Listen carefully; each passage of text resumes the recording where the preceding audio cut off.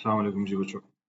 This is your May June 2025 paper 1-2 और ये जिस तरह आप लोगों को मैंने पहले बताया था कि 2023 के बाद वाला सिलेबस है, तो this is the updated syllabus वाला पेपर.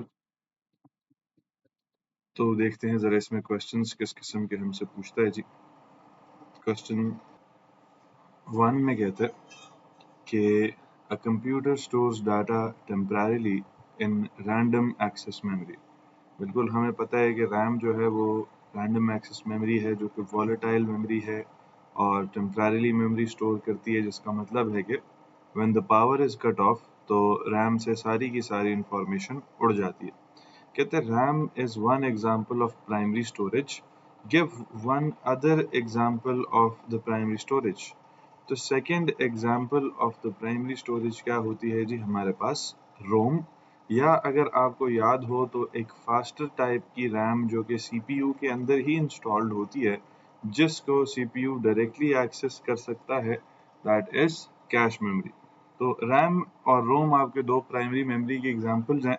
रैम की ही एक फास्टर फॉर्म कैश मेमोरी होती है जो कि सीपीयू के अंदर इंस्टॉल्ड होती है. ये हम लोग पढ़ते थे कि जी परफॉर्मेंस ऑफ द सीपीयू कैसे बढ़ सकती है जब हम कैश मेमोरी का साइज बढ़ा देते हैं.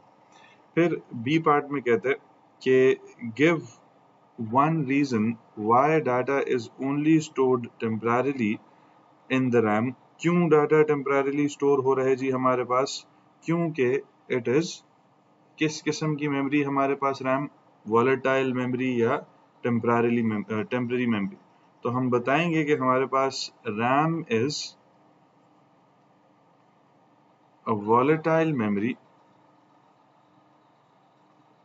क्योंकि उसने रीजन पूछा है कि परमानेंट स्टोरेज क्यों नहीं है, तो हम बताएंगे कि this is a volatile memory, which means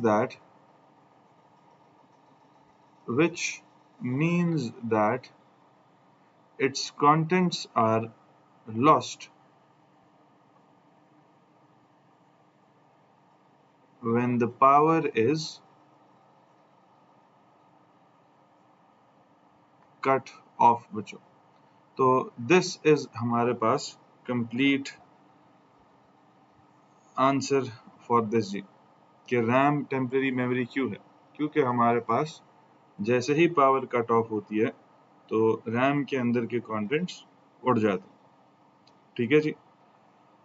फिर सी पार्ट में कहते हैं कि the denary number 19 and 230 are converted to binary numbers to be stored in RAM. दो आपको डेनरी नंबर्स, देखो ये रेगुलरली कन्वर्जन के सवाल आपसे पूछता रहता है, हर एक पेपर में आपसे इसने पूछा. 19 और 230 को कन्वर्ट करना है फ्रॉम डेनरी टू हमारे पास बाइनरी नंबर्स. और अगेन डेनरी से किसी भी नंबर सिस्टम में जाते हैं तो there was a set method कि हम लोग प्राइम फैक्टराइजेशन इस्तेमाल करते हैं. अब 19 को कन्वर्ट करें तो हमारे पास ये 2 9 टाइम्स 18 होता है, फिर इसी तरह 2 4 टाइम्स 8 होता है, फिर हमारे पास 2 2 टाइम्स 4 होता है एंड 2 1 टाइम्स 2 होता है जी. इधर से जो नंबर फॉर 19 बनेगा वो 10011 बनेगा. लेकिन एक स्टैंडर्ड नंबर हम जब भी लिखते हैं तो हमारे पास 8 बिट्स में लिखते हैं बच्चों. तो इसका मतलब है इसके साथ 3 जीरोज एक्स्ट्रा डालेंगे तो ये हमारे पास 0001 0011 ऐसे करके आंसर आएगा जी. फिर 230 को अगर कन्वर्ट करना है तो उसको भी सेम प्रोसेस से गुजारना पड़ेगा, वो भी प्राइम फैक्टराइज होके हमारे पास आंसर आएगा. तो 230 का भी प्राइम फैक्टराइजेशन करें तो ये 2 1 टाइम्स इज 2, ये 2 1 टाइम्स इज 2, ये 2 5 टाइम्स इज 10, रिमाइंडर 0. फिर 2 5 times is 10, 2 7 times is 14, remainder 0, remainder 1. फिर 2 2 times is 4, 2 8 times is 16, remainder 1. फिर 2 1 times 2, 2 4 times 8, remainder 0. इसी तरह 2 7 times 14, remainder 0, 2 3 times 6, remainder 1, to 1 times remainder 1. अब इसमें आपकी डिवीजन जो है वो काम आएगी मैथमेटिक्स बेसिक. यहाँ से जवाब इज 111001110. तो this is already an 8 bit value, तो इसको हम ऐसे ही लिखेंगे 111000110. ऐसे दो हमारे पास 19 और 230 के लिए जी 8 बिट आंसर्स आ जाएंगे। इसी सवाल के डी पार्ट में कहता है the hexadecimal numbers 3, 5 and 8 AD are converted to binary to be stored in the RAM. Convert the two hexadecimal numbers to binary. Now hexadecimals to binary का तरीका थोड़ा सा डिफरेंट था कि हम लोग प्राइम फैक्टराइजेशन की बजाय इफ यू रिमेंबर तो ये 1, 2, 4, 8 वाला टेबल इस्तेमाल करते थे। अब 3, 5 को कन्वर्ट करना है तो ये 3 और 5 को हम देखेंगे कौन कौन सी बिट चाहिए, उसको स्विच ऑन करेंगे यानी 1 करेंगे, बाकी बिट्स को 0 करेंगे। 3 क्रिएट करने के लिए I will need 2 and I will need 1 और बाकी दोनों नहीं चाहिए होंगे। 5 क्रिएट करने के लिए आई नीड 4, आई नीड 1, तो जो जो चाहिए उसको 1 स्विच करेंगे, बाकी 0 कर देंगे। अब जिस ऑर्डर में नंबर्स हैं, पहले 3 है तो पहले 3 की बाइनरी वैल्यू, फिर 5 है तो फिर 5 की binary value.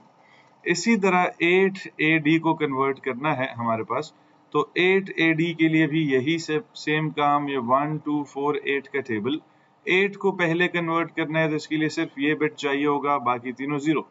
A is actually अगर आप याद करें तो 10 होता है, तो 8 + 2 इज 10, बाकी दोनों जीरोस। D अगर आप याद करें एक्चुअली तो इट इज 13, तो 8 + 4 इज 12 + 1 इज 13 और ये बीच में एक 0 बचेगा। तो जिस ऑर्डर में नंबर्स हैं 8 AD, पहले 8 की बाइनरी वैल्यू इज 1000, फिर A की बाइनरी वैल्यू इज 1010, फिर D की बाइनरी वैल्यू इज 1101 बचो। तो दिस इज दोनों hexadecimal values converted to binary जी। If we move forward to E part, कहता है the 8-bit binary numbers 0010 and 0101 and 01110000 are stored in RAM. The binary numbers are added together, यानी हमारे पास इन दोनों की बाइनरी एडिशन हुई है बच्चों। दो बाइनरी नंबर्स ऐड हों तो बाइनरी एडिशन होती है हमारे पास। कहते हैं कि add the two binary numbers using binary addition, ठीक है उसने जिक्र कर भी दिया, और give your answer in binary, you must show all your working. तो वर्किंग हमारे पास क्या आएगी, जब इन नंबर्स को हम ऐड करेंगे तो ये 1 + 0 ऐसे 1 बनाएगा, करस्पॉन्डिंग वैल्यूज को ऐड करते हैं, ये 0 + 0 0 बनाएगा, ये 1 + 0 1 बनाएगा, this 0 + 0 is 0, this 0 + 1 is 1, this 1 + 1 is 2, जिसको बाइनरी में 1 0 लिखते हैं, तो 0 इधर 1 कैरी, दिस 1 + 1 + 1 इज 3, जो कि 1 1 होता है, 1 इधर 1 कैरी जाएगा और ये 1 हमारे पास ऐसे आएगा। तो द फाइनल आंसर हमारे पास हम साइड पे करके लिखते हैं यहाँ पे is 1101 and 0101. This is our final answer जी from this binary addition.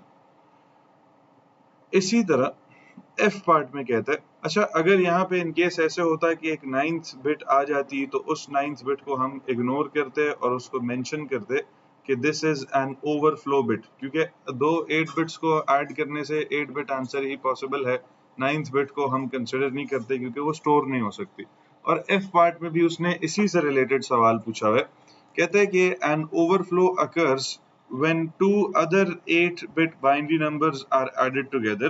दो कोई और बाइनरी बिट्स हैं हमारे पास जिनको ऐड किया जाता है, कहता है कि जब उनको आपस में ऐड किया जाता है तो एक ओवरफ्लो एरर अकर होता है, और कहता है explain why the overflow error occurs, क्यों ओवरफ्लो एरर अकर होगा जब दो 8-बिट वैल्यूज ऐड होकर रिजल्ट करें इन मोर देन 8 बिट्स का आंसर बचो।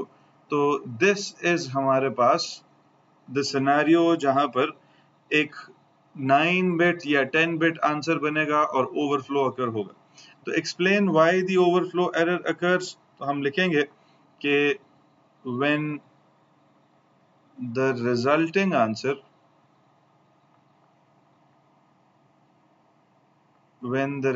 answer is too large and cannot be stored, 2 marks के लिए तो दोनों बातें बताएंगे कि it is too large and cannot be stored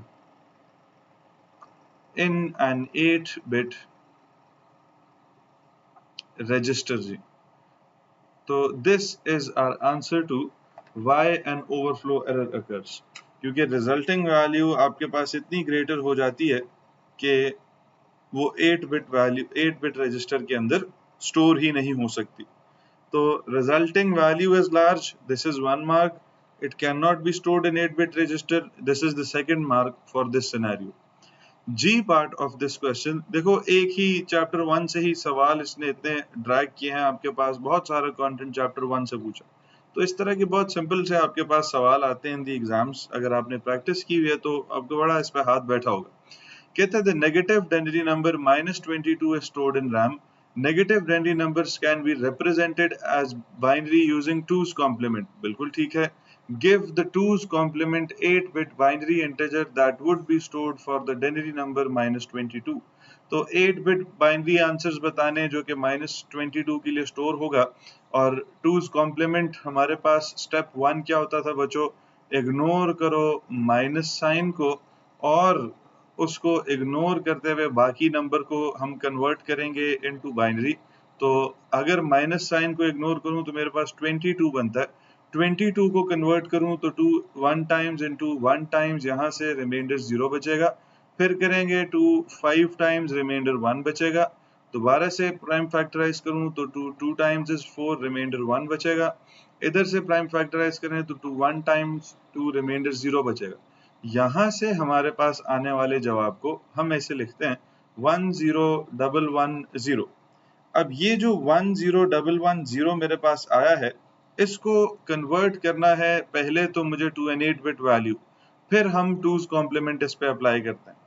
8 bits के लिए इसके पास 4 बिट्स ऑलरेडी हैं, इसको 3 एक्स्ट्रा बिट्स की जरूरत पड़ेगी जी। Now this is an 8 bit answer. अब स्टेप 2 हमारे पास क्या होता है कि हमने इन्वर्ट कर देना है सारी की सारी बिट्स को। तो इन्वर्ट ऑल बिट्स हम करेंगे जी, जहां पे देखो हमारे पास, इसको मैं दोबारा सेम लिख रहा हूँ, 0001 था, 0110, ये ऑलरेडी एग्जिस्टिंग आंसर था। अब यहाँ से हमारे पास जो आंसर बनेगा इन्वर्टेड बिट्स का, वो ऐसे 111, ये क्योंकि तीनों जीरोस थे तो तीनों वंस हो गए, ये 1 है तो ये 0 हो जाएगा, ये 0 है तो ये 1, ये दोनों वंस हैं तो ये दोनों जीरोस हो जाएंगे, ये 0 है तो ये 1 हो जाएगा। तो हमारे पास जो वैल्यू थी उसके ऑपोजिट हम लिखेंगे। इसी तरह स्टेप 3 था कि हमने क्या करना है, इसके अंदर ऐड करना है 1 को, तो हम लोग ऐड 1 करेंगे इधर ऐसे करके to get our final result जी। तो हमारे पास कैसे आएगा फाइनल रिजल्ट, ये 1 + 1 इज 0, इधर 1 कैरी, ये 1 + 0 इज 1, ये 0 एज इट इज आएगा, ये 1 एज इट इज आएगा, ये 0 भी एज इट इज आएगा, और ये हमारे पास 111 ऐसे होगा जी। तो फाइनल आंसर जो कि यहाँ से आएगा, इट इज ये 11101010। This is our final answer बच्चों। ये 3 मेजर स्टेप्स होते हैं। स्टेप 1 आपने 8 बिट बाइनरी वैल्यू फाइंड करनी है ignoring the minus sign. Step 2 आपने इन्वर्ट करना है ऑल द बिट्स को। स्टेप 3 आपने ऐड करना है 1 आखिर में to get to the final answer जी। आगे अगर चलें तो कहते हैं student has an image file stored on their computer. एक स्टूडेंट के कंप्यूटर पे एक इमेज फाइल स्टोर्ड है। The image file was taken by a digital camera, एक डिजिटल कैमरा के थ्रू वो स्टोर हुई है। State tick one box to show whether a digital camera is an example of an input output और a process आपके पास और storage device. देखो डिजिटल कैमरा क्या करता है, आपकी सराउंडिंग्स को कैप्चर करके कंप्यूटर के अंदर स्टोर करता है। तो किसी भी चीज, कोई भी डिवाइस जो कंप्यूटर को इंफॉर्मेशन प्रोवाइड करे, वो हमेशा इनपुट डिवाइस कहलाती है, और कोई भी वो डिवाइस जो कि कंप्यूटर से इंफॉर्मेशन फेच करे, वो आउटपुट डिवाइस कहलाती है। तो कैमरा जो है वो इंफॉर्मेशन जो है वो कैप्चर करके भेजता है कंप्यूटर को, फिर हमारी स्क्रीन जो है वो उस डाटा को आउटपुट करती है। तो स्क्रीन एक आउटपुट, डिस्प्ले स्क्रीन एक आउटपुट डिवाइस है। खैर B part of the question में कहता है कि the size of the image file is 3072 bytes. Give the size of the file in KB bytes. हमने 3072 bytes को convert करना है जी to a specific number of KB bytes. तो ये वही अगर आप याद करें स्मॉलर यूनिट से बिगर यूनिट्स की कन्वर्जन है, तो हम डिवाइड करेंगे। डिवीजन हम यहाँ पे करते हैं बाय 10, 24 बच्चों। तो इसका मतलब है हमारे पास जब हम डिवाइड करेंगे यू विल सी कि ये 10, 24 3 टाइम्स, आप साइड पे शॉर्ट डिवीजन करके चेक कर सकते हैं। ये हमारे पास 3 KIBs यहाँ से आंसर आएगा जी as our final answer. Side पे इसको हम लिख देंगे। फिर कहते हैं state the number of nibbles in one byte. तो अगर आप याद करें तो एक निबल के अंदर हम कहते थे हमारे पास 4 बिट्स होते थे, और इसी तरह 4 बिट्स प्लस 4 बिट्स मिलाकर एक बाइट बनाते थे। यानी 2 निबल्स जो हैं वो मिलकर एक कंप्लीट बाइट बनाते हैं जी, क्योंकि 2 निबल्स के अंदर मिला के 8 बिट्स होंगे, और ये 8 बिट्स जो हैं आपके पास एक कंप्लीट बाइट बनाते हैं। ठीक है जी। अच्छा, कहते हैं कि the image file has a colour depth of 32 bits. State what is meant by a colour depth of 32 bits. आपसे वो पूछ रहा है कि आप कलर डेप्थ का मतलब बताइए जी। ठीक है, तो कलर डेप्थ हमने बोला था कि जितने भी इमेज में कलर्स दिखाई जाते हैं, कलर्स दिखाई देते हैं, उसमें हर एक सेपरेट कलर को रिप्रेजेंट करने के लिए कितने बिट्स इस्तेमाल हो रहे हैं, that is called the colour depth. इसी तरह बिट डेप्थ अगर आप याद करें तो बिट डेप्थ हम बोलते थे number of bits used to represent each pixel. Colour depth is number of bits used to represent each colour. तो यहाँ पे नंबर ऑफ बिट्स कितने हैं हम बताएंगे कि इट मींस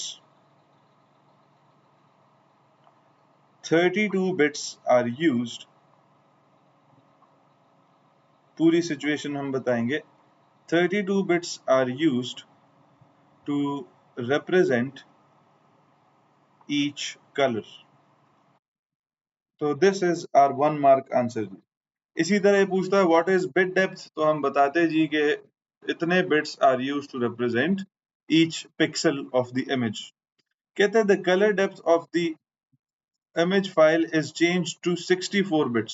पहले 32 बिट्स थी, अब उसको बढ़ाकर 64 बिट्स कर दिया। यानी अब हर एक कलर जो है वो ज्यादा इंफॉर्मेशन स्टोर करेगा अपने से रिलेटेड। तो कहते हैं कि आपके पास explain what effect this change has on the image file. क्या इफेक्ट आएगा जी जब 632 से डबल कर दिया जाएगा साइज टू 64 बिट्स। हमारे पास overall size of the image क्या करेगा, इंक्रीज करेगा।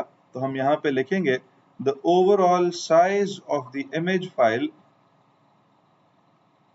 the overall size of the image file increases as more bits are used, as more bits are used to represent each color।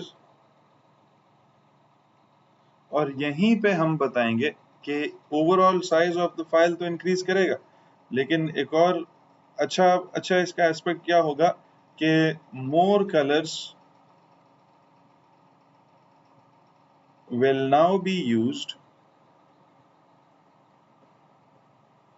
to make up the image। तो ये भी हमारे पास एक effect या एक उसके ऊपर इसका असर देखा जा सकता है कि अब हमारे पास नंबर ऑफ कलर्स जो हैं वो ज्यादा हो जाएंगे, क्योंकि बिट्स पर पिक्सल या बिट्स पर कलर ज्यादा हो गई हैं बच्चों। इसी तरह D part of this question कहता है कि the student uses lossless compression. अच्छा, कंप्रेशन किस लिए इस्तेमाल होती थी, हमारे पास फाइल साइज को रिड्यूस करने के लिए। दो किस्म की कंप्रेशन होती थी, लॉसलेस कंप्रेशन होती थी और लॉसी कंप्रेशन होती थी। लॉसी कंप्रेशन में वो JPEG, हमारे पास MPEG3, MPEG4, और लॉसलेस कंप्रेशन में वो रन लेंथ इनकोडिंग इस्तेमाल होती थी। कहता है कि आपके पास explain how the image file is compressed using run length encoding. तो हमारे पास हम बताएंगे कि run length using lossless compression कैसे आपका फाइल साइज डिक्रीज करेगा। तो इसमें हमने रन लेंथ इनकोडिंग का जिक्र करना है, क्योंकि दिस इज द एल्गोरिथम जो कि लॉसलेस कंप्रेशन में यूज होता है। तो हम बताएंगे हमारे पास कि इन लॉसलेस कंप्रेशन ये जैसे हमने नोट्स में डिस्क्रिप्शन लिखी थी वैसे ही लिखेंगे। In lossless compression the file size is reduced in such a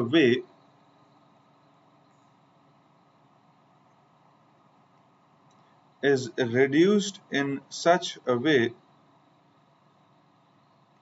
that information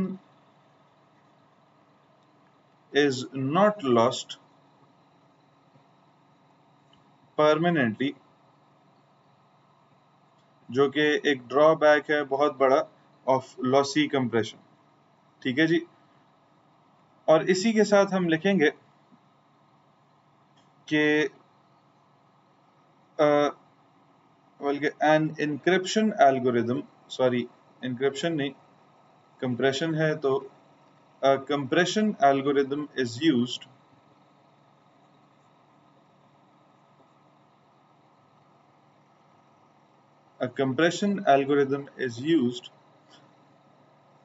अब इसमें आप चाहें तो आप साथ बताएंगे कि such as run length encoding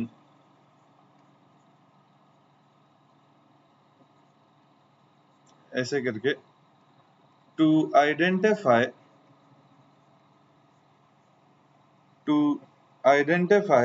image में हमारे पास क्या होंगे जी, कैसे हम क्या चीज आइडेंटिफाई करेंगे? हमारे पास repeated pixels of the same colour. इसी तरह कोई टेक्स्ट होगा तो उसमें हम लिखते थे रिपीटेड स्ट्रिंग्स ऑफ डाटा। ठीक है, तो हमारे पास हम लिखते हैं कि दीज रिपीटेड वैल्यूज, ये वो स्टैंडर्ड डेफिनेशन है ऑफ लॉसलेस कंप्रेशन जो हम नोट्स में लिखते हैं जी। These repeated values are indexed, और इसके साथ साथ and the number of times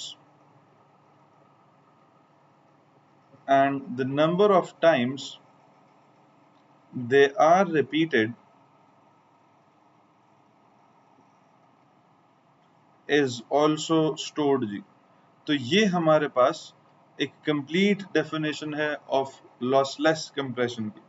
इसी तरह लॉसी कंप्रेशन में हम बोलते हैं कि the file size is reduced in such a way that loss in data is permanent, और a compression algorithm is used to identify, हमारे पास अगर साउंड की बात कर रहे हैं तो रिपीटेड साउंड्स, जैसे if two sounds are being played at the same time तो softer sound will be reduced। अगर हम images की बात कर रहे हैं तो रिपीटेड जो कलर्स होंगे उन पिक्सल्स को आइडेंटिफाई किया जाएगा और उनको परमानेंटली रिमूव किया जाएगा जी। तो वहां पर permanent reduction in size and information होती है इन लॉसी कंप्रेशन। अच्छा, इफ यू मूव ऑन आगे तो क्वेश्चन 3 में कहता है कि a programmer writes a program to store and sort all the data for the books in her home library. The programmer uses a high level language to write the program. फिर से एक दफा आपको remind करवाता चलूं कि computer languages दो किस्म की होती हैं। एक हमारे पास हाई लेवल लैंग्वेजेस होती हैं जिसमें वो सारी लैंग्वेजेस आपने नाम सुने होंगे, पाइथन का, जावा का एंड सो ऑन। इसी तरह दूसरी टाइप ऑफ लैंग्वेजेस होती हैं लो लेवल लैंग्वेजेस जी हमारे पास। ये लो लेवल लैंग्वेजेस वो लैंग्वेजेस होती हैं जो कि हम ह्यूमंस डायरेक्टली अंडरस्टैंड नहीं कर पाते, लेकिन कंप्यूटर्स इसको बड़ी आसानी से अंडरस्टैंड कर जाते हैं। तो एक इसमें थी असेंबली लैंग्वेज, दूसरा इसमें था मशीन कोड।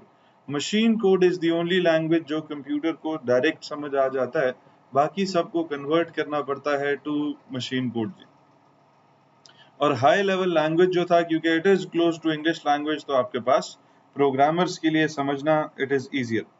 खैर, कहते हैं कि the one reason of writing the program in high level language is it is easier to read and write, मतलब इसको अंडरस्टैंड करना आसान है। कहते हैं give two other reasons why the programmer chose to use high level language.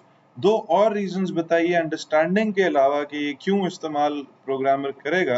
देखो, it is easier to understand है हमारे पास, तो इसका मतलब है हम कह सकते हैं कि आपके पास it is easier to identify, ये हमने इससे रिलेटेड एक पॉइंट लिखा था, and remove bugs, डिबगिंग जो है वो हमारे पास ईजियर हो जाती है, ठीक है, क्योंकि जब प्रोग्राम को अंडरस्टैंड कर सकते हैं तो आपके पास उसको बड़ा इजीली वो डिबग भी कर सकते हैं। फिर it is easier to maintain भी इसकी जगह आ सकता है। और इसी तरह एक और फायदा था कि आपके पास हाई लेवल लैंग्वेज प्रोग्राम्स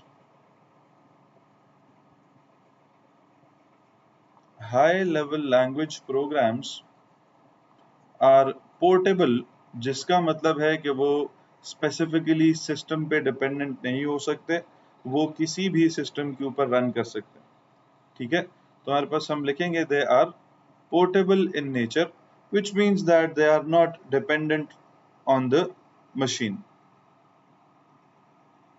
ठीक है जी। और जब वो प्रोग्रामिंग लैंग्वेज को अंडरस्टैंड भी कर सकेंगे तो उसमें बग्स को रिमूव करना, आइडेंटिफाई करना आसान होगा, and in the first place वो एरर्स वो करेंगे भी थोड़ी। बी पार्ट कहते हैं the programmer uses an IDE. IDE क्या था जी? एक सॉफ्टवेयर था जो कि इस्तेमाल होता था to to help us write program codes. जैसे अगर यहाँ पे मैं आपको बताऊं तो इस वक्त this is N IDE, this is N IDE बच्चों, जिसमें आपके पास देखिए आपको प्रोग्राम कोड लिखा हुआ नजर आ रहा है। प्रोग्राम कोड क्या है आपको जानने की जरूरत नहीं है, लेकिन देखो इस आईडीई के अंदर जब मैं प्रोग्राम कोड लिखा हुआ है मेरे पास, तो डिफरेंट जगह पे टेक्स्ट जो है वो डिफरेंट किस्म के कलर से रिप्रेजेंट हुआ है। This is, if you remember, तो इसको एक फीचर ऑफ द आईडीई कहा करते थे हम, दैट इज प्रिटी प्रिंटिंग, ठीक है। इसी तरह हमारे पास ये जो आईडीई है, इसमें मैं प्रोग्राम को रन कर सकता हूँ डायरेक्टली। तो हमारे पास एक रन टाइम डीबगर हम कहते थे प्रोवाइड करता है हमें IDE, run time environment provide करता है, जो कि उसी वक्त हमें चेक करके बताता है कि हमारा प्रोग्राम काम कर रहा है कि नहीं कर रहा। तो इस प्रोग्राम ने आपके सामने ये आउटपुट्स मुझे दिए हैं, तो इसका मतलब है ये प्रोग्राम बिल्कुल ठीक काम कर रहा है। इसी तरह इसके अंदर अगर मुझे एरर्स देखनी है तो नीचे हमारे पास इज एन ऑप्शन जिसके थ्रू हम वो एरर लिस्ट पूरी देख सकते हैं कि इस प्रोग्राम के अंदर एरर्स हैं कि नहीं। इस वक्त देयर आर 0 एरर्स। इसी तरह इस प्रोग्राम को रन करने के लिए हम वो ब्रेक पॉइंट्स, एक फीचर हमने पढ़ा था कि वो हम क्रिएट कर सकते हैं ताकि ऊपर से लेकर इस सर्टेन पॉइंट तक ये प्रोग्राम जो है ये रन हो। तो सारे जो फीचर्स हमने पढ़े थे अबाउट द आईडीई, ये सब हम आगे जाके ए लेवल्स में इस्तेमाल करेंगे जी। So coming back to the paper, कहते हैं जी कि one function of IDE is to provide a translator। अभी आपने देखा कि वो ब्लैक सी स्क्रीन पे वो प्रोग्राम आंसर आपको डिस्प्ले हुआ, तो वो ट्रांसलेटर्स के थ्रू, कंपाइलर्स और इंटरप्रेटर्स के थ्रू ही होकर वो प्रोग्राम ट्रांसलेट हुआ और फिर हमें वो जवाब नजर आता है जी। कहते हैं complete the statements about translators. Translators से रिलेटेड कुछ स्टेटमेंट्स हैं। कहते हैं use the terms from the list, some of the terms will not be used, you should only use the term once. इसका मतलब है टर्म्स रिपीट भी नहीं हो सकती।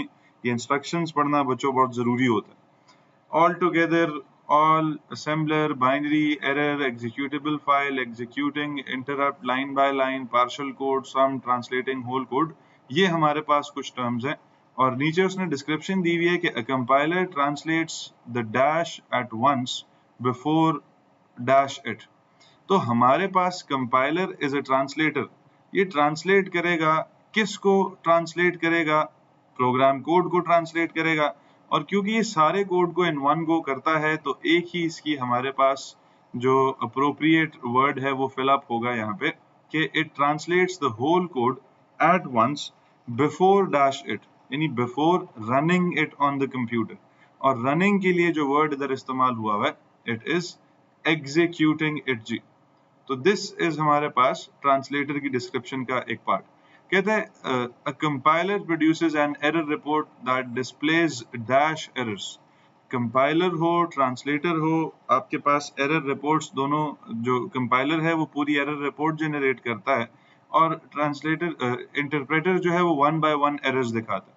तो ये जो एरर रिपोर्ट होगी इसमें सारी एरर्स होंगी। तो दिस इज हमारे पास ऑल का वर्ड, यानी आप सारी की सारी एरर्स एक ही रिपोर्ट विंडो में देखेंगे। फिर कहते हैं N interpreter translates and executes the code dash. तो इसकी डिस्क्रिप्शन में ही हम लिख के आ चुके हैं कि ये लाइन बाय लाइन यानी one line at a time code को बच्चों ट्रांसलेट और एग्जीक्यूट करता है। And interpreter stops execution when and dash is found. जैसे ही इसको ये डैश मिलता है ये एग्जीक्यूशन जो है रोक देता है, और and continues once it is corrected. तो ये सिर्फ और सिर्फ एरर के केस में करता है। When an error is found तो हमारे पास एग्जीक्यूशन रुकती है। आप जब एरर करेक्ट करते हैं उसके बाद इंटरप्रेटर जो है वो अगली लाइन पे जाता है। यही इसका लाइन बाय लाइन जाने का, इंटरप्रिटेशन करने का बच्चों फीचर था। फिर हमारे पास सेकंड पार्ट कहता है give two other features commonly found in an IDE. एक उसने ट्रांसलेटर्स का दे दिया, कहते हैं बाकी फीचर्स आप बताइए। तो अभी मैंने आपको एक फीचर दिखाया आपके सामने, pretty printing is a feature बच्चों। प्रिटी प्रिंटिंग में क्या होता है कि आपको डिफरेंट जो टाइप्स ऑफ वर्ड्स होते हैं, डिफरेंट कीवर्ड्स जो होते हैं, उनको डिफरेंट कलर्स दे दिए जाते हैं टू बेटर अंडरस्टैंड देम। तो हम बताएंगे कि हमारे पास different keywords are given different colors to better understand them या to keep them separated from one another बच्चों। जैसे आपको अगर दिखाऊं मैं दोबारा से, तो ये देखिए वाइट से कुछ हैं, कुछ लाइट ब्लू हैं, कुछ डार्क ब्लू हैं, कुछ हमारे पास ग्रीन इंफॉर्मेशन है, कुछ हमारे पास ऐसे पर्पलिश कलर में है। तो this is called pretty printing जी। फिर आगे हमारे पास फंक्शन एक तो हमने लिख लिया प्रिटी प्रिंटिंग। दूसरा फंक्शन हमारे पास काफी सारे हम लोगों ने फंक्शंस पढ़े थे, जैसे आपको याद हो auto completion and auto correction of text हम कहते थे जी। ऑटो कंप्लीशन या ऑटो करेक्शन में से कोई एक आप लिखेंगे ऑफ टेक्स्ट। इसी तरह हमारे पास ऑटो कंप्लीशन ऑटो करेक्शन के अलावा, अच्छा ये ऑटो कंप्लीशन करेक्शन भी आपको अगर मैं दिखाऊं, तो सपोज कीजिए यहाँ पे इस कोड के अंदर मैं कुछ लिखता हूँ ये ऐसे करके। अब you don't need to know कि हमारे पास मैं लिख क्या रहा हूँ। अब देखो जब मैं ऐसे लिखता हूँ तो यहाँ पे ये जो है मुझे एज इंटीजर ग्रे सा नजर आ रहा है, हालांकि ये मैंने टाइप नहीं किया अभी तक। तो this is auto completion of text, कि हमारे पास इंफॉर्मेशन कंप्लीट आप ऐसे कर सकते हैं। तो ऐसे मैं इसको प्रेस चूज करूंगा तो ये ऑटोमेटिकली कंप्लीट हो जाएगा। अब ऑटो करेक्शन क्या होगी कि अगर मैं ऐसे कुछ लिखता हूं और इंटीजर के स्पेलिंग जो है वो गलत लिख देता हूं, तो यहाँ पे जब मैं इंटीजर के स्पेलिंग गलत लिखता हूं तो ये अभी इस वक्त ये ऑफ है, इसको हमने रन नहीं किया तो ये एरर आइडेंटिफाई नहीं कर रहा। अगर इसको रन करें तो ये इसी वक्त हमें बताएगा कि आपके पास देयर आर एरर्स, और एक रिपोर्ट विंडो के अंदर एरर लिस्ट के अंदर इसने हमें एक एरर बताना शुरू कर देनी। अभी हमने इसको स्टॉप कर दिया तो नहीं बताएगा। तो ये हमारे पास जो इंटीजर है इट इज इनकरेक्ट, इसको हमारे पास ऐसे इंटीजर होना चाहिए। तो अब देखो वो ब्लू हो गया। तो this is auto correction and auto completion of text. तो इसमें से आप किसी एक को डिस्क्राइब करेंगे। ऑटो कंप्लीशन क्या होगी कि आपके पास द आईडीई जो है इट सजेस्ट्स suitable आपके पास कमांड्स टू कंप्लीट द आपके पास कोड। ऑटो करेक्शन क्या होगी कि जो आपके पास आईडीई है इट सजेस्ट एरर्स, आपको it suggest correction to syntax errors. तो दोनों में से कोई एक जवाब लिखेंगे। इसी तरह हमारे पास run time environment and debugger जो है वो अलाउ करते थे हमें टू रन द प्रोग्राम और चेक करना कि उसके अंदर कोई प्रॉब्लम्स हैं कि नहीं। ठीक है, इसी तरह code editor, text editor provide करते थे जिसमें हम अभी मैंने आपको कोड टाइप करके दिखाया, तो यानी this is the text editor हमारे पास। तो आप फंक्शन लिखेंगे और रोल उसके मुताबिक जी आप मेंशन करेंगे। ठीक है बच्चों। सी पार्ट कहता है the programmer wants to print a list of all her books on paper, identify a suitable type of printer that she could use to print this list. She wants to print a list of all her books. एक complete list है जो कि उसने इस्तेमाल कितनी है। आप उसमें से प्रिंटर बताइए कि किस प्रिंटर से वो उस लिस्ट को डाउनलोड करेगी, प्रिंट करेगी। दो प्रिंटर्स की टाइप्स हमने 2D पढ़ी थी अगर आपको याद हो। हमारे पास लेजर प्रिंटर भी होता है, इंकजेट प्रिंटर भी होता है। अगर बहुत हाई क्वालिटी चाहिए तो इंकजेट प्रिंटर इस्तेमाल करेंगे, अगर बहुत स्पीडली चाहिए तो लेजर प्रिंटर इस्तेमाल करते हैं जी हम। दोनों में से कोई भी आंसर आप लिख सकते हैं क्योंकि यहाँ पे स्पेसिफिकली नहीं बताया हुआ। फिर the programmer needs to connect the printer to her computer. The printer is on the same desk. ये सेम डेस्क से बच्चों डिस्टेंस बताया जा रहा है हमें। डिस्टेंस पे बेस्ड कहते हैं give a suitable method of data transmission. तो डिस्टेंस पे बेस्ड हमारे पास सीरियल और पैरेलल डाटा ट्रांसमिशन का हम डिसीजन लेते हैं। जब फार अवे हो डिवाइस तो सीरियल ट्रांसमिशन, जब क्लोज हो डिवाइस तो हम पैरेलल डाटा ट्रांसमिशन का इस्तेमाल करते हैं। ठीक है, तो हमने यहाँ पे क्या करना है कि सूटेबल मेथड बताना है और that could be used to connect the computer to the printer और एक्सप्लेन करना है अपनी चॉइस को। अब ये ऐसे सवाल होते हैं जिनमें वो अगर आप एक्सप्लेनेशन करेक्ट देते हैं तो वो दोनों किस्म के आंसर्स को करेक्ट मानता है। तो हमारे पास डाटा ट्रांसमिशन मेथड कौन सा इस्तेमाल होगा, आप सीरियल या पैरेलल में से कोई इस्तेमाल करेंगे और इसी तरह इंफॉर्मेशन ट्रांसफर होनी है प्रिंटर को और उसके बाद प्रिंटर ने वापस भी इंफॉर्मेशन भेजनी है कि नहीं भेजनी, it is up to us कि हम मेंशन करते हैं कि नहीं। तो जब भी डाटा ट्रांसमिशन की बात करते हैं तो ये serial parallel number of wires बताता है। इसी तरह डायरेक्शन ऑफ डाटा ट्रांसमिशन क्या है जी, जिसमें simplex was a single direction में ट्रैवल करने वाला डाटा, हाफ डुप्लेक्स वाज जब इंफॉर्मेशन दोनों डायरेक्शंस में ट्रैवल करती है लेकिन one at a time, and full duplex या डुप्लेक्स वाज के जब इंफॉर्मेशन दोनों डायरेक्शंस में eight the same time travel करती है। तो इन तीनों में से कोई भी आप एक जवाब लिख सकते हैं। सपोज कीजिए मैं लिखता हूं हमारे पास सीरियल हाफ डुप्लेक्स ट्रांसमिशन जो है वो इस्तेमाल हो रही है बच्चों। Now serial half duplex transmission की एक्सप्लेनेशन भी मुझे इसको प्रोवाइड करनी पड़ेगी।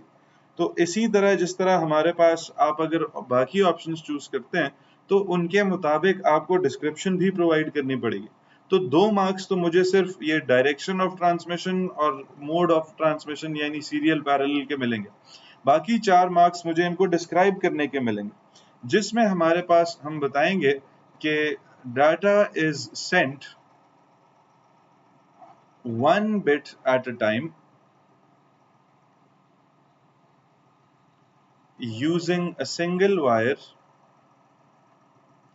ये डिस्क्रिप्शन थी जी हमारे पास सीरियल ट्रांसमिशन की।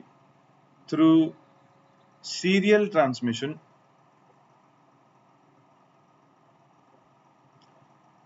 और इसी तरह दूसरी बात जो हमने करनी है वो करनी है अबाउट हाफ डुप्लेक्स। तो हम फुल स्टॉप के बाद लिखेंगे कि data can be sent and received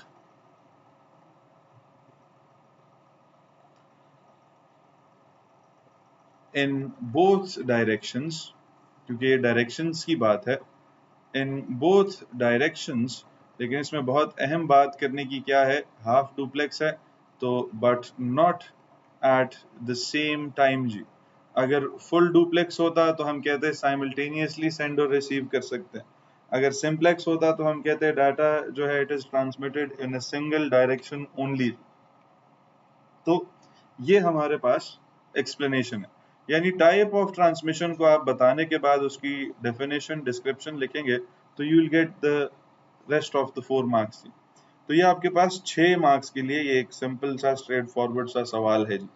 तो ऐसे अगर आपने नोट्स रिवाइज्ड हो और आपकी प्रैक्टिस हुई भी हो तो आपको बहुत सिंपल से क्वेश्चंस लगते हैं और वो प्रोवाइड करता है जी आपको। आगे अगर चलें इसी में थर्ड पार्ट में कहते हैं कि an even parity is used to detect errors in the data.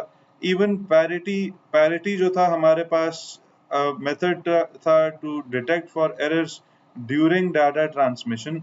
Parity के साथ साथ हमारे पास अगर आप याद करें, अगेन बच्चों ये आपको रिवीजन के लिए बार बार ये चीजें एक्स्ट्रा मैं बोलता हूँ, हमारे पास डाटा ट्रांसमिशन के लिए एरर्स चेक करने के लिए पैरिटी वाज अ मेथड, इसी तरह चेकसम्स वाज अ मेथड, फिर we had ARQ and we had echo check हमारे पास। तो these are the methods जिनके थ्रू हम चेक कर सकते हैं फॉर एरर्स ड्यूरिंग ट्रांसमिशन या आफ्टर ट्रांसमिशन ऑफ डाटा। कहते हैं describe how an even parity check detects an error. तो इवन पैरिटी चेक उसने आपको लिमिट कर दिया है टू इवन पैरिटी ही जी।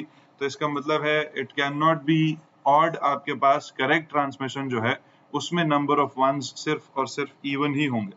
तो हम डिस्क्राइब करना शुरू करेंगे कि जो पैरिटी है it is the number of ones. अच्छा, कुछ लोग number of ones and zeros लिखते हैं तो वो इनकरेक्ट है। पैरिटी सिर्फ वंस को काउंट करके इस्तेमाल होती है जी। तो it is the number of ones in a byte, ठीक है। और इसी तरह हम बताएंगे कि इट कैन बी इवन और ऑड, और हमारे पास before transmission the sender and the receiver, ये पूरी कहानी हम बताएंगे। The sender and the receiver agree on using the same parity, यानी वो सेम नंबर ऑफ वंस के through agree on using the same parity. इस केस में हमारे पास क्या है जी, इवन पैरिटी है। Even parity in this case, जिसका मतलब है कि आपके पास when the data is sent, तो वो रिसीवर क्या करेगा, the receiver counts the number of ones. क्योंकि इस केस के बारे में हमने बताना है तो इसी के पर्सपेक्टिव से लिखेंगे, the receiver counts the number of ones in the data and if the number of ones, वो जो नंबर है आपके पास वो इवन हुआ, तो हमारे पास हम बताएंगे there is no error in transmission. और दूसरे केस में हम बताएंगे हमारे पास otherwise an error is considered to have occurred, ऐसे करके बच्चों। और फिर इसके साथ आप लिख सकते हैं कि वो the user is requested to retransmit the data, the sender is requested to retransmit the data। लेकिन for 4 marks इतनी कहानी काफी है। तो आपके पास जो जवाब आप लिखेंगे वो बच्चों कुछ इसी पर्सपेक्टिव से होगा कि जो डिस्क्रिप्शंस डेफिनेशंस हमने लिखी हैं नोट्स में, उन्हीं को आपने according to the situation implement करते जाना है जी। तो जो सिचुएशन हमारे पास होगी उसके मुताबिक हम लोग अपना जवाब जो है उसको मोल्ड करते जाएंगे। आगे आए जी, तो क्वेश्चन 3 हमारे पास एंड हो जाता है। This is question 4। क्वेश्चन 4 कहता है an employee uses a computer that has a von Neumann architecture to complete many different tasks in their working day. The computer has a central processing unit, ठीक है, CPU. Complete the table of components in the CPU and their description. Components in the CPU के बारे में पूछ रहा है, किसी की डिस्क्रिप्शन मिसिंग है, किसी का नाम मिसिंग है। It sends signals to all the components in the computer to manage the flow of data through the CPU. बच्चों सीपीयू के थ्रू सिग्नल्स भेजना और रिसीव करना, कंट्रोल सिग्नल्स भेजना, कंट्रोल करना सारे के सारे कंपोनेंट्स ऑफ द कंप्यूटर को, इसके लिए एक ही मेन कंपोनेंट था of the CPU, that was control unit, जिसको सीयू कहते थे। और ये किस बस के थ्रू इंफॉर्मेशन ट्रांसफर करता था, कंट्रोल बस के थ्रू इंफॉर्मेशन ट्रांसमिट करता था। फिर second component is it carries out all the arithmetic and logical operations. तो और अरिथमेटिक और लॉजिकल ऑपरेशंस परफॉर्म करना काम था हमारे पास अरिथमेटिक एंड लॉजिक यूनिट का जी, यानी उसने अपनी डिस्क्रिप्शन में ही जवाब दे दिया।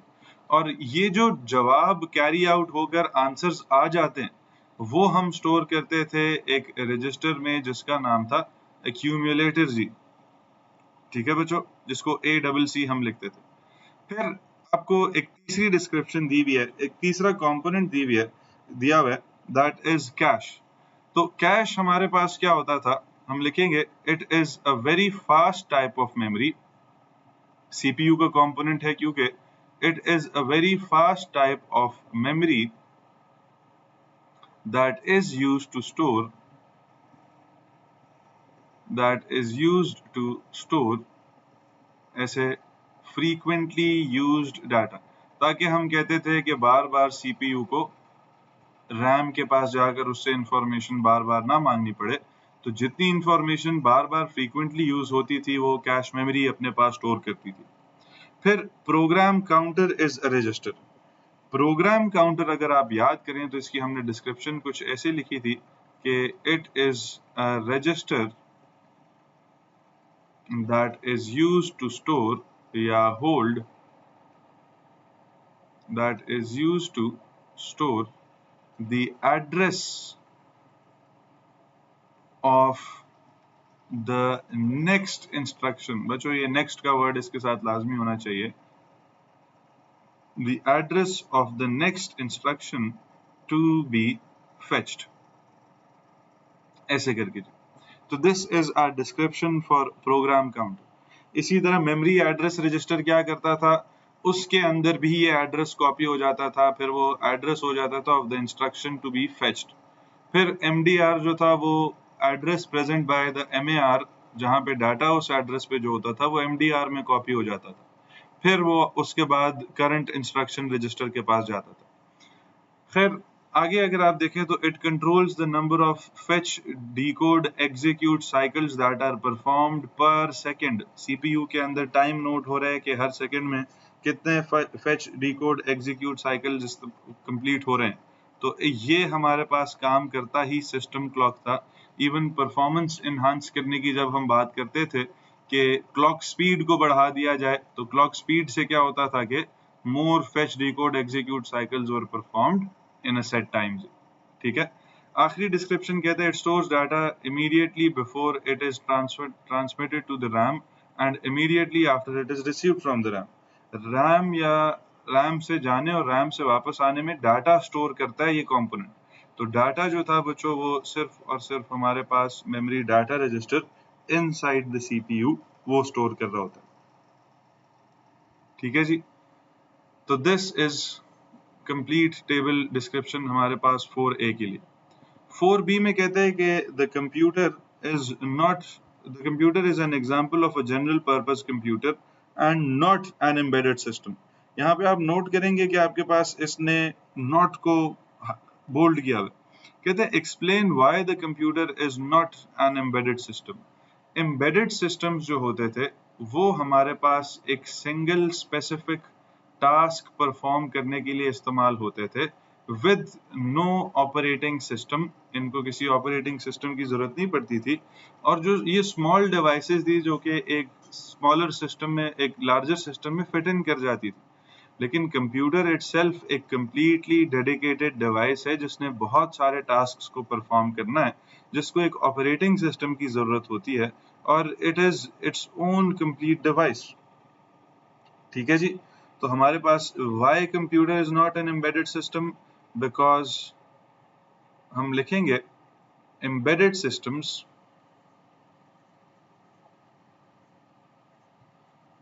Are designed to perform a single specific task, या एक से ज्यादा टास्क, एक दो टास्क हो सकते हैं, a single specific task, whereas a computer performs multiple tasks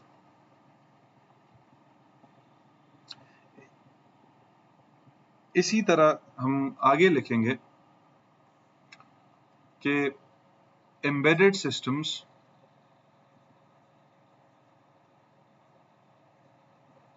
are small systems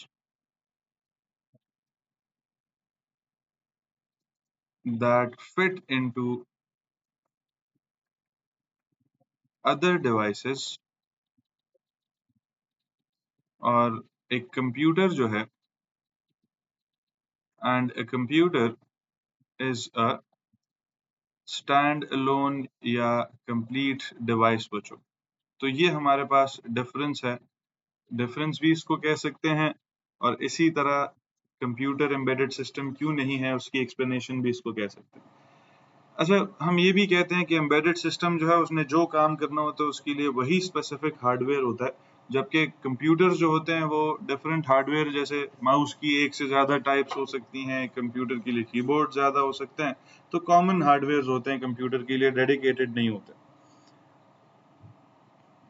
आगे अगर चलें इसी क्वेश्चन के अंदर, तो क्वेश्चन 5 शुरू हो जाता है, क्वेश्चन 4 यहाँ पे एंड होता है जी। क्वेश्चन 5 में कहता है कि a hospital has computers and technology that it uses when caring for its patients. One computer is an expert system, AI से सवाल आ गया जी, that is used to help diagnose a patient's illness. The doctor inputs the patient's symptoms into the interface and a diagnosis is output. Describe how the expert system decides the diagnosis. Expert system कैसे decide करता है जी हमारे पास? Expert system के अगर components याद करें, जैसे इसने बताया कि डॉक्टर जो है वो इंटरफेस के थ्रू इनपुट करता है इंफॉर्मेशन।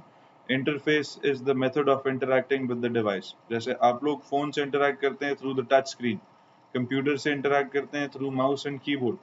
तो इंटरफेस होता है, इसी तरह इसके अंदर रूल्स बेस होता है, एक नॉलेज बेस होता है, और हमारे पास एक इन्फ्रेंस इंजन होता है जी। ये सब चीजें मिलकर डिसाइड करती हैं कि यूजर को कैसे कुछ भी नजर आएगा कि नहीं आएगा। ठीक है, तो यहां पे हम बताएंगे कि द इंफॉर्मेशन या facts for the expert system,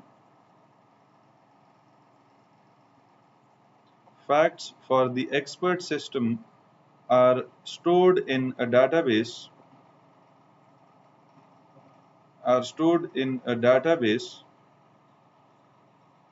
और वो डाटाबेस हमारे पास क्या होती है जी, इसको हम कहते हैं नॉलेज बेस जी। इस डाटाबेस के अंदर ये इंफॉर्मेशन स्टोर होगी। हम बताएंगे कि the inference engine uses inference rules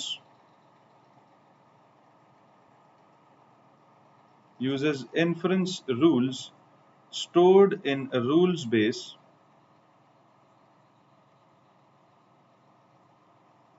and applies them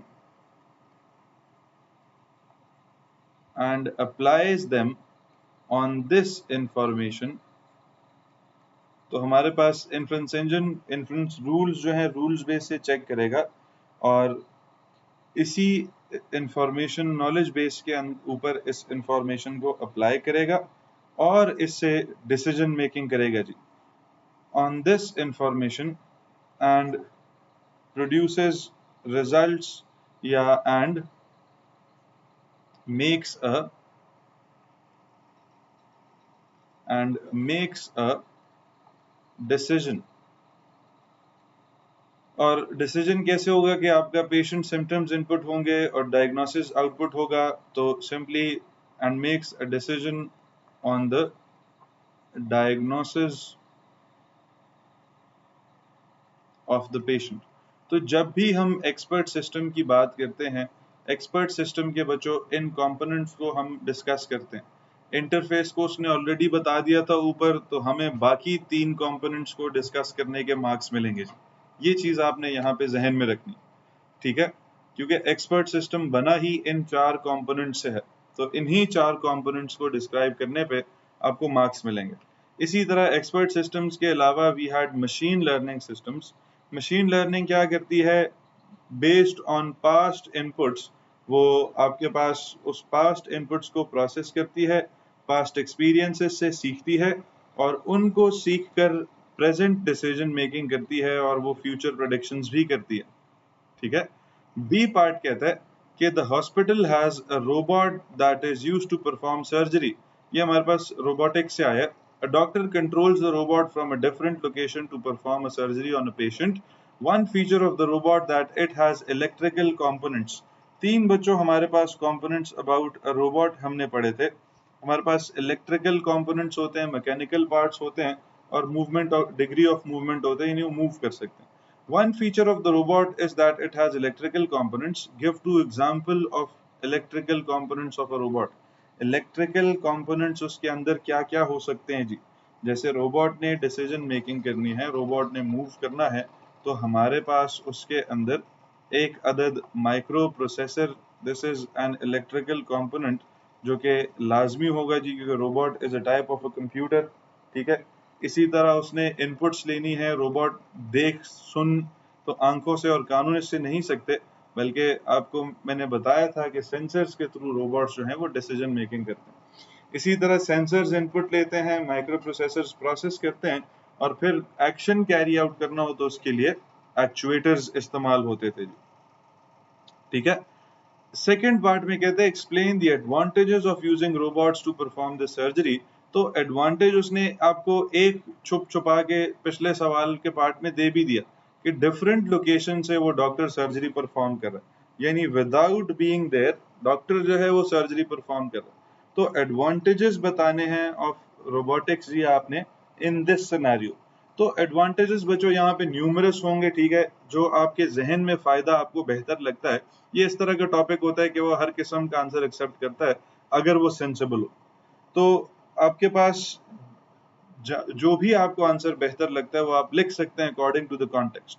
तो एडवांटेज क्या होगा? डॉक्टर एक डिफरेंट लोकेशन से कर रहा है सर्जरी, तो हम बताएंगे कि the doctor does not have to the doctor does not have to travel to the location of the hospital to perform the surgery. This is one advantage बच्चों.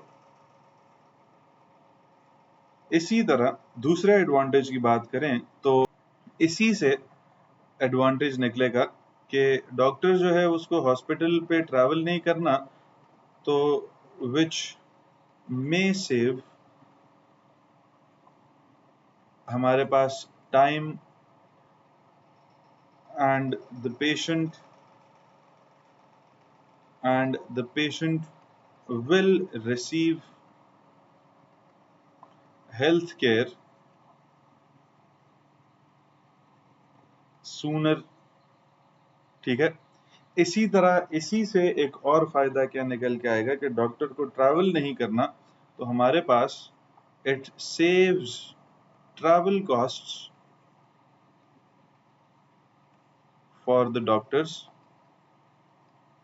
जैसे आप लोगों ने सुना होगा यूजुअली कोई बीमारी अगर किसी को हो गई और वो बीमारी का इलाज जो है वो सिर्फ स्पेशलिस्ट डॉक्टर्स कर सकते हैं जो कि पाकिस्तान में नहीं हैं, पाकिस्तान से कहीं और बेस्ड हैं, तो वहाँ तक जाना पेशेंट को, फिर कुछ पेशेंट्स ऐसे होते हैं जो ट्रैवल नहीं कर सकते, तो ये सारी की सारी प्रॉब्लम्स इससे ओवरकम हो जाएंगी. ठीक है जी. इसी तरह हमारे पास रोबोट्स कर रहे हैं, तो रोबोट्स का भी हम बताएंगे कि रोबोट्स जो हैं आर लेस एरर प्रोन, यानी एक्यूरेट रिजल्ट्स देते हैं, बहुत ज़्यादा एरर्स नहीं प्रोड्यूस करते. ठीक है. तो हमारे पास हम बताएंगे सो द सर्जरी इज या सो द चांसेस ऑफ, ऐसे लिखते हैं, so the chances of the surgery being successful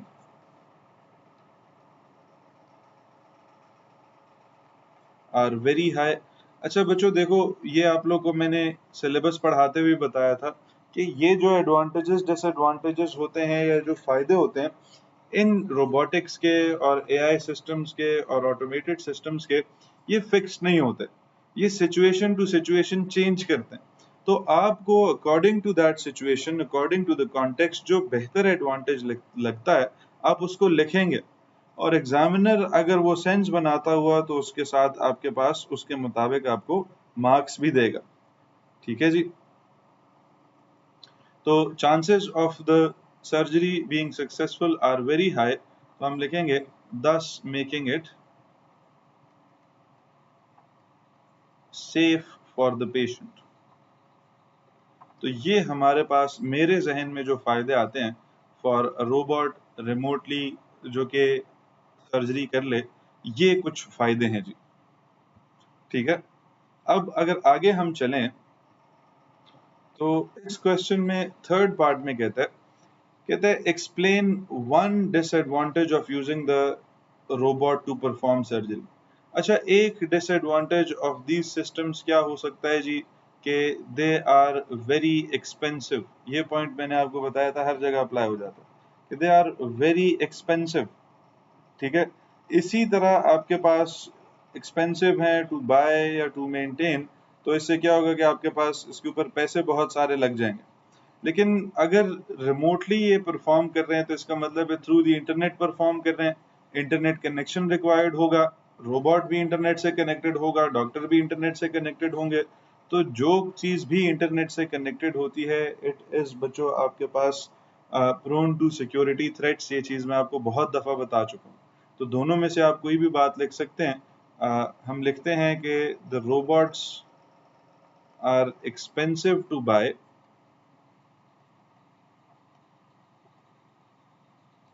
so a lot of cost is spent on them and the surgery may cost more, क्योंकि रोबोट महंगा आया तो surgery भी patient को ज़्यादा कॉस्ट करेगी।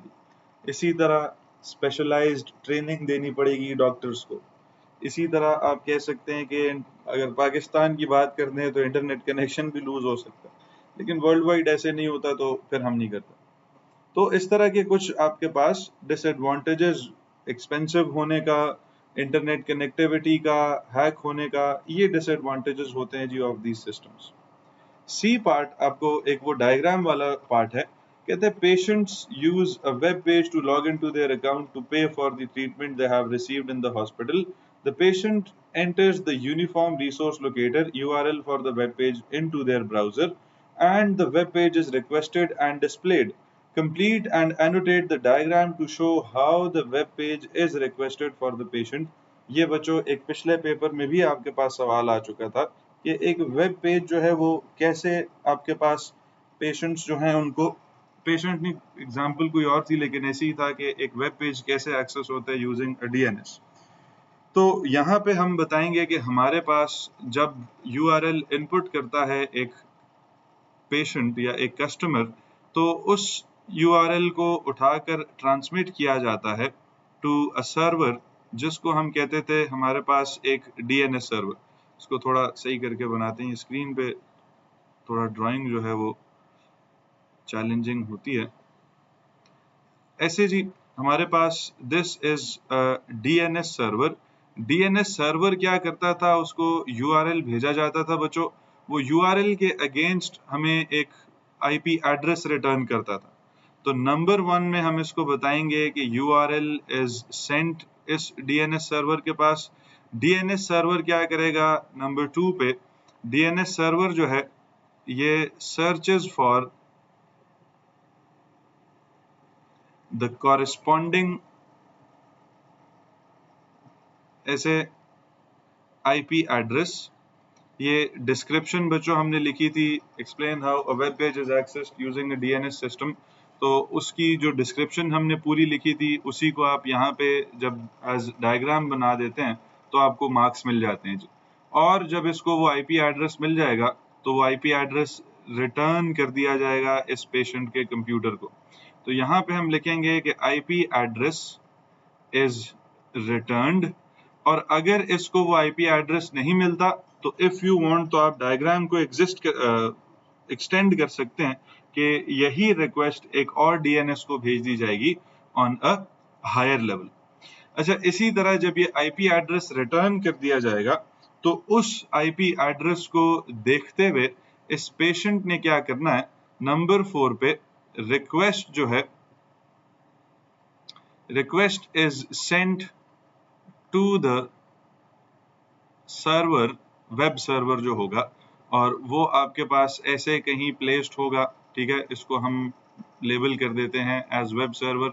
आपको ये डिफरेंट किस्म के कंप्यूटर डब्बे डायग्राम्स दिखाने की जरूरत नहीं है, आप चाहें तो सिर्फ रेक्टेंगल्स बना लें, लेकिन इट इज बेटर कि थोड़ा सा बेहतर लगता है। तो रिक्वेस्ट जो है हमारे पास वो नंबर 4 पे भेजी जाती है ऐसे करके वेब सर्वर को। वेब सर्वर जो है वो उस रिक्वेस्ट को प्रोसेस करके नंबर 5 पे हम बोलेंगे कि ये हमारे पास रिसीव्स द रिक्वेस्ट, और नंबर 6 पे हम बोलेंगे, हर पॉइंट का एक एक मार्क होगा हमारे पास। नंबर 6 पे हम कहते हैं जी कि वेब पेजेस,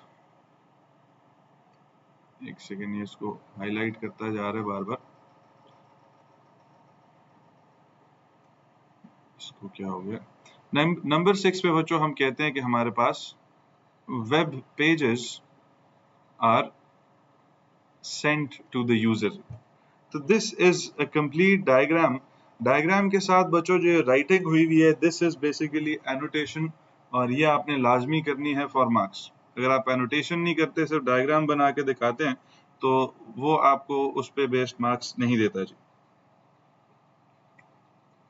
ये एनोटेशंस आर इंपॉर्टेंट, और इसके 6 मार्क्स हैं। आगे अगर हम चलें तो सेकंड पार्ट में हमें कहता है कि a patient is making a payment through a secure connection. एक सिक्योर कनेक्शन के थ्रू पेशेंट पेमेंट कर रहा है। अच्छा, सिक्योर कनेक्शन की निशानी क्या होती है जी? नीचे उसने मेंशन तो किया हुआ है, लेकिन हम अगर याद करें, रिवाइज करें, तो SSL सर्टिफिकेट इस्तेमाल होता है और कनेक्शन सिक्योर होता है। SSL सर्टिफिकेट के थ्रू कैसे कनेक्शन सिक्योर होता है? एक तो हमें वो ग्रीन पैडलॉक सिंबल नजर आ रहा होता है in the URL address bar, और इसी तरह हमारे पास दूसरा हमें वो HTTPS प्रोटोकॉल नजर आ रहा होता है जी। ये दोनों निशानियां होती हैं of a secure website, of secure transmission of web pages, ठीक है। तो कहते हैं explain how a secure connection is created using SSL protocol. SSL को इस्तेमाल करते हुए सिक्योर कनेक्शन कैसे बनता है जी? हम बताएंगे कि हमारे पास जो शुरू से हमने ये कहानी लिखी हुई है कि जो हमारा वेब ब्राउजर है, the web browser sends a request to the web server. The web browser sends a request to the web server to identify itself and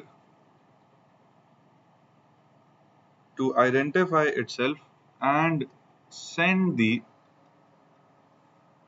SSL certificate. ये हम लोगों ने नोट्स में एक FAQ लिखा था जी। फिर हम बताते हैं कि the server upon receiving the request, the server upon receiving the request sends its SSL certificate, secure socket layer certificate होता था बच्चों,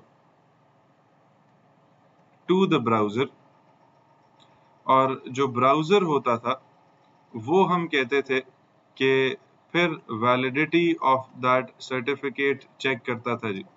तो हम लिखेंगे कि द ब्राउजर देन चेक्स, ये देखो ये डिस्क्रिप्शंस जो हैं ये बार बार वो नोट्स के FAQ से ही उठ के आती हैं। तो the browser then checks the validity of the certificate, जिसमें हमारे पास वो एग्जाम्पल के तौर पे क्या होता था, expiry date of the certificate, की कहीं एक्सपायर्ड डिजिटल SSL सर्टिफिकेट तो नहीं, ठीक है जी। तो अगर हमारे पास इफ हम कहते थे the certificate is valid comma an encrypted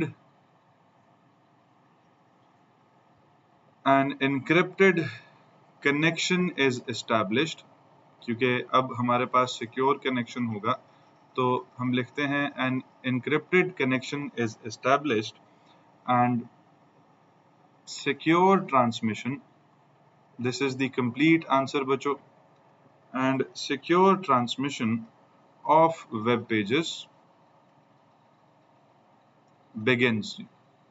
ये हमारे पास complete information है regarding how a web browser